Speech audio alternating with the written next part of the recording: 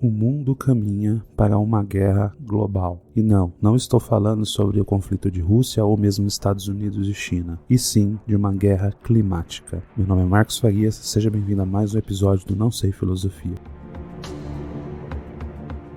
Há algum tempo atrás, a gente fez um episódio sobre a questão das mudanças climáticas, o aquecimento global e o risco do fim do mundo, e também, mais recentemente, sobre a tragédia do Sul.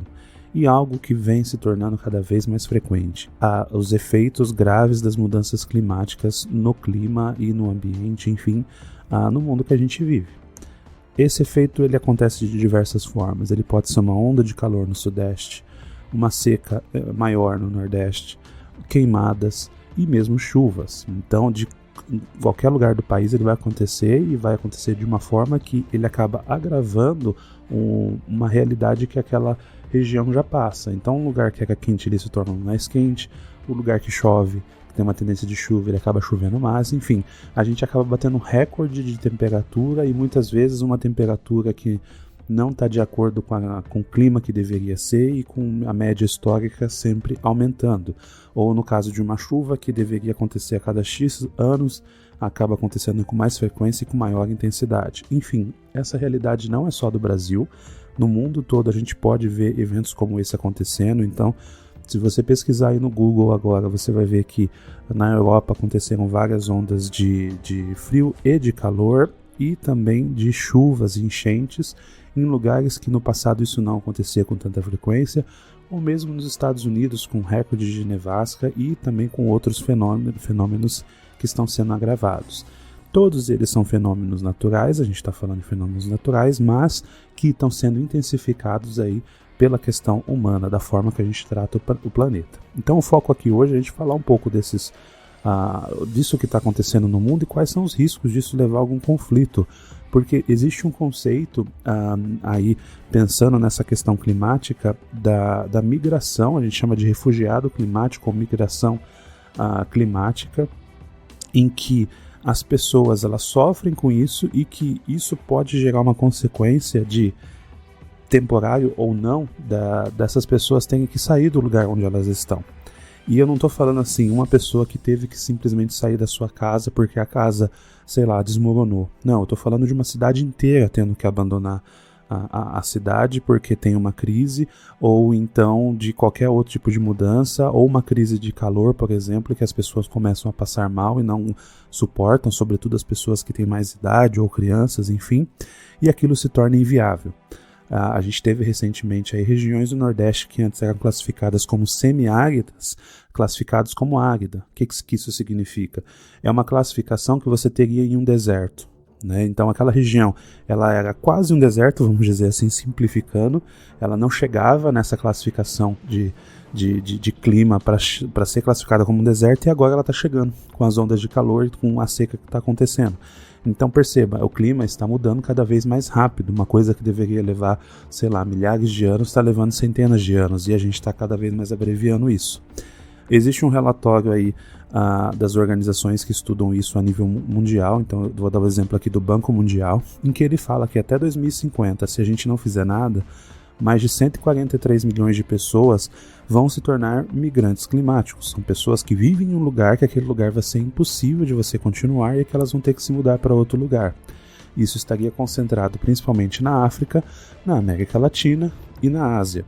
E a gente pode trazer o exemplo que a gente teve agora recentemente no Sul, porque está fresco na memória. Aquela realidade de um estado inteiro, não apenas uma cidade ou um bairro, sofrer algo em que as pessoas simplesmente precisam abandonar suas casas e muitas pessoas perderam as vidas, enfim, a gente viu aquela tragédia. Isso infelizmente vai se tornar cada vez mais comum. Como eu expliquei no vídeo de mudanças climáticas, se você quiser ver, aí vai ter um card na tela, a gente já meio que perdeu esse bonde.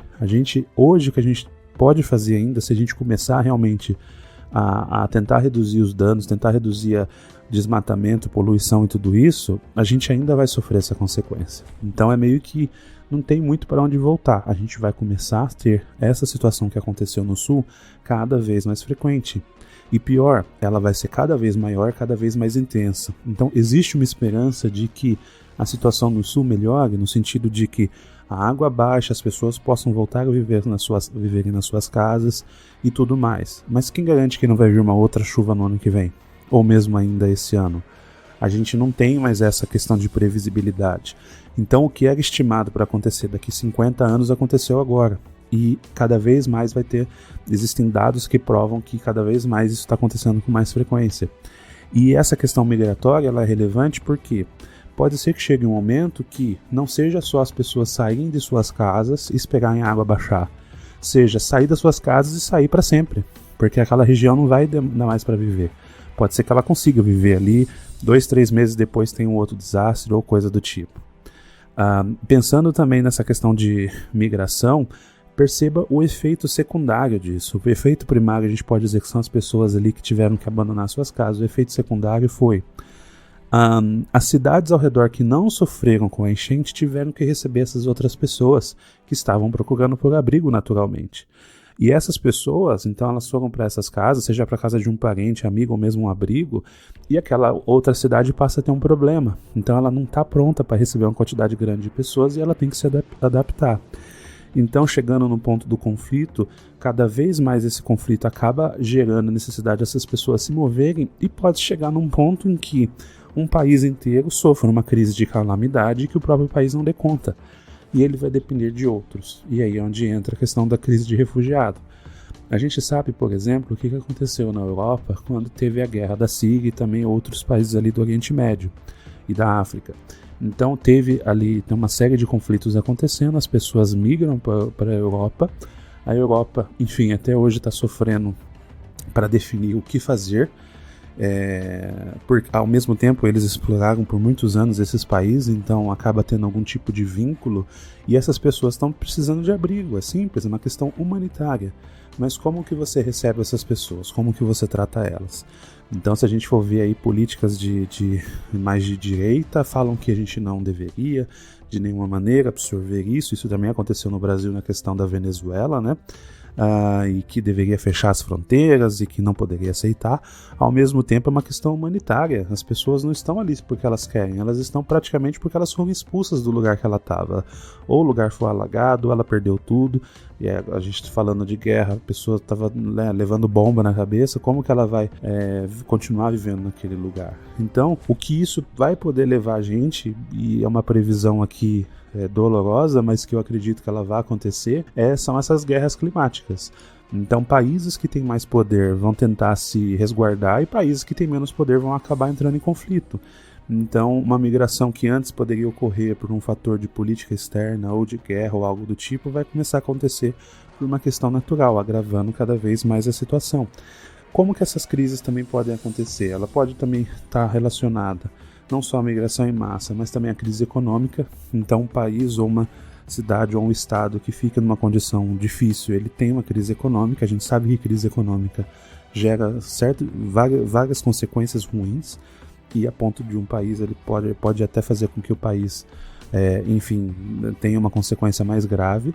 Desastres naturais de grandes proporções também podem gerar isso, e também questões de saúde pública. Então isso pode gerar novas doenças, migração de doenças. Então algo que tinha numa região passa a ter em outra região também, gerando outras crises. Vou dar um exemplo aqui que não tem muito a ver com isso, mas tem a ver com a mudança climática em si, de que começam a ser registrados casos de dengue na Europa e nos Estados Unidos.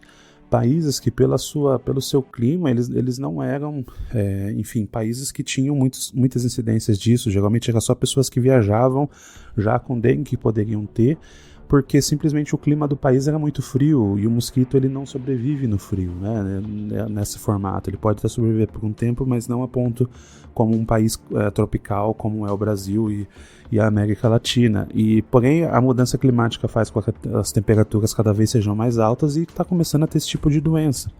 Enfim, outras situações aí também podem acontecer e podem gerar esse agravamento, né? E o que pode levar a essa guerra? Enfim, pode ser a questão da disputa por território, disputa por recurso. Então a gente sabe que água, principalmente, aí nesses momentos é um dos bens aí mais necessários. A gente viu a situação do Sul, onde existia água, mas não era uma água pronta para você beber, que não estava boa para beber, e muita gente estava dependendo basicamente de doação. Então isso é uma questão muito difícil. A gente sabe que o Brasil, por exemplo, é um dos países ali com grandes reservas de água doce, então é um país, vamos dizer assim, foco que isso no futuro pode sim gerar uma situação, enfim, de necessidade, que as pessoas então têm uma disputa por isso. A gente sabe que no final muitos dos conflitos globais e mundiais são por disputa de recurso, apesar dos Estados Unidos, né, que toda vez que ele invade um país ele dá uma desculpa qualquer. A gente sabe que no final o petróleo é uma das questões aí mais importantes e que isso gera conflito. A gente sabe que na guerra da Rússia com a Ucrânia a questão do gás natural também foi palco de bastante debate e conflito ali entre a Europa e a Rússia. Então é uma questão bem delicada, né?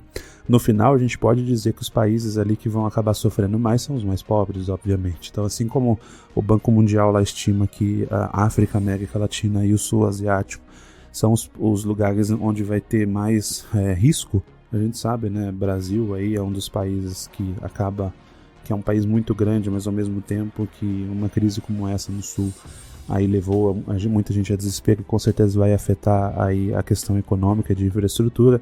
Mas a gente pode citar sim também vários países ali do continente africano que, enfim, já tem muita dificuldade hoje, e com essa situação se agravando, essa dificuldade tende a piorar. Enfim, são os mesmos problemas de sempre, mais agravados, eu diria, pela ação humana. E no final a gente se pergunta, mas como que eu posso me preparar para isso? Bom, no vídeo lá que eu falei de mudanças climáticas, do aquecimento global, eu dei algumas dicas. São dicas bem, assim, simples, mas que talvez não resolvam a situação. É mais você, se você tiver recurso e condição, você tentar se preparar. Mas a sociedade como um todo, ela deveria simplesmente investir em infraestrutura, saneamento, obras para evitar tipo de tragédia. A gente sabe que a questão da tragédia do Sul era evitável, existia uma previsão de que aquilo poderia acontecer.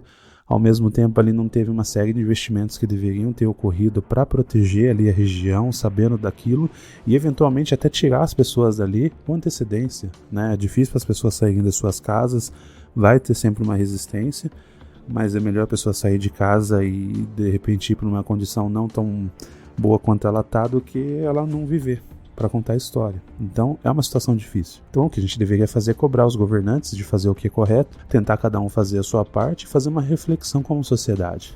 Até quando a gente vai viver nessa forma que a gente tem hoje, de consumo desenfreado, de gasto de recursos desenfreado, sem fazer totalmente o aproveitamento dos recursos que a gente tem? Enfim, quantos anos a gente consegue durar nessa condição? Não tem mais volta ao que a gente já fez no passado. Talvez, se a gente conseguir melhorar um pouquinho agora, a gente ainda consiga garantir mais alguns anos no futuro. Mas sempre tendo a perspectiva que essa guerra, muito provavelmente, vai ser inevitável e que a gente tem que se preparar do jeito que for possível. Gostaria de saber a sua opinião, se você tem alguma dica, enfim, se você concorda, não concorda, por favor, deixe nos comentários. Considere apoiar o canal. O link está na tela, no QR Code ou também na descrição. Compartilhe com seus amigos, não se esqueça de deixar um like, siga a gente no Spotify, no YouTube. Muito obrigado por ter acompanhado até aqui e até o próximo.